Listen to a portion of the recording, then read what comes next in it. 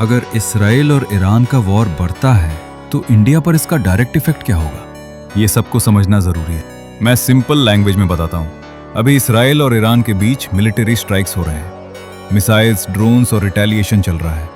लेकिन सबसे इंपॉर्टेंट बात है, ये वॉर मिडल ईस्ट रीजन में हो रहा है और इंडिया का 60% से ज्यादा ऑयल वहीं से आता है। अगर सिचुएशन एस्केलेट होती है तो सबसे पहला इंपैक्ट होगा पेट्रोल और डीजल के प्राइस पर। दूसरा इंपैक्ट, इंडियन स्टॉक मार्केट में वॉलेटिलिटी, फॉरेन इन्वेस्टर्स पैनिक में पैसा निकाल सकते हैं। तीसरा, गल्फ कंट्रीज में रहने वाले 80 लाख से ज्यादा इंडियंस।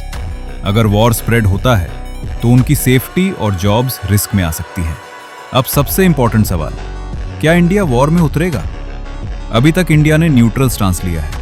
इंडिया के रिलेशंस इसराइल के साथ डिफेंस में स्ट्रांग हैं और ईरान के साथ एनर्जी और कनेक्टिविटी प्रोजेक्ट्स में भी। इसलिए इंडिया किसी साइड ओपनली वॉर में नहीं जाएगा। इंडिया का फोकस होगा अपने सिटीजन्स की सेफ्टी और ऑयल सप्लाई सिक्योर करना।